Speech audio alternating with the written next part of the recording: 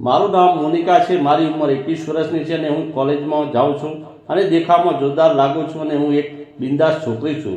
હવે મારે કાર ચલાવતા શીખવું હતું। જ્યારે મેં મમ્મીને કહ્યું તો એમણે કહ્યું કે જેની પાસે મેં કાર શીખી છે એ છોકરો હું બોલાવીશ લઈશ। અને એ છોકરો સાંજે ઘરે આવ્યો અને બોલ્યો, મેડમ આપણે કાલે સવારે કાર શીખવા જઈશું। અને બીજે દિવસે સવારે 5 વાગે હું ટાઈટ કપડાં પહેરીને કાર શીખવા ત્યાં પહોંચી ગઈ। એ છોકરો દેખાવમાં જોરદાર લાગતો હતો। એને જોઈને મારા અંદર કંઈક થવા લાગ્યું હતું। પછી તેણે મને ઓફિસમાં બોલાવ્યો અને ટ્રાફિકના નિયમો જણાવ્યા અને કીધું કે તમારે 15 દિવસથી દરરોજ આવવું પડશે। અને મેં આમાં જવાબ આપ્યો। પછી અમે બંને બહાર આવ્યા અને કારમાં બેઠા। તેમણે મને ડ્રાઈવરની સીટ ઉપર બેસાડી અને પોતે બાજુની સીટ પર બેઠો। પછી તેણે મને કેટલીક મૂળભૂત વાતો કહી અને કાર ચાલુ કરી અને ગેર મૂકવાનું કહ્યું અને ક્લેચ દબાવ્યું।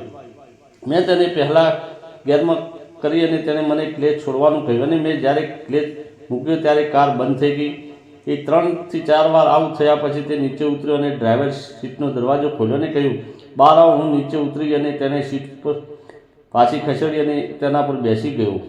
પછી તેણે મને કહ્યું કે હવે મારા ખોળામાં બેસો, હું તમને જણાવું કેવી રીતે કરવાનું છે। તેણે મારો પગ ક્લેચ ઉપર મુકાયો અને મારી જાંઘ પકડી અને ધીમેથી મારો પગ ઊંચો કર્યો અને પછી કાર ચલાવવા લાગી। જ્યારે કાર ચાલવા લાગી ત્યારે તેણે મારા પેટ ઉપર હાથ મૂક્યો અને મને પણ મજા આવતી હતી એટલે હું કંઈ બોલી નહીં। થોડી વાર પછી મારો સમય પૂરો થયો એટલે અમે પાછા આવી ગયા।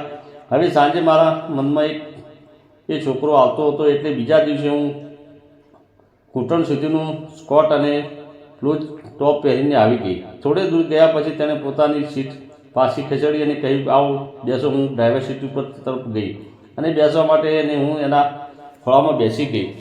એવું 2 થી 3 દિવસ ચાલ્યું। હવે હું તેને પસંદ કરવા લાગી હતી। પછી થોડા દિવસ સુધી બધું સારું ચાલ્યું। તે મારા ગરમ શરીરને કોઈને કોઈ રીતે બ્રશ કરતો રહ્યો અને હું પણ તેના ખોળામાં મજા કરતી રહી।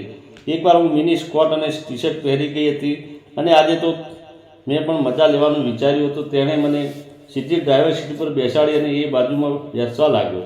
તો મેં એને કહ્યું કે એમ નહીં, તું પણ આજે સીટ ઉપર બેસી જા। અને એ વાત સાંભળીને આવીને બેસી ગયો અને હું એના ખોળામાં બેસી ગઈ અને બેસતાની વખતે મેં મારું સ્કર્ટ થોડું ઊંચું કરી નાખ્યું અને અમે સુમસાન રસ્તા પર આવી ગયા। અને પછી મેં અચાનક કાર રોકી દીધી અને તેની તરફ ફરી અને એને ગળે લગાવી દીધો। તો પછી તો જે કર્યું એ હું તમને શું કહું યાર। પછી કારમાં મને એવા ગેર પડાવ્યા કે ના પૂછો વાત અને મારી સીટ પહોળી કરી નાખી। મિત્રો, વિડીયોને લાઇક અને ચેનલને સબસ્ક્રાઈબ જરૂર કરજો। ધન્યવાદ।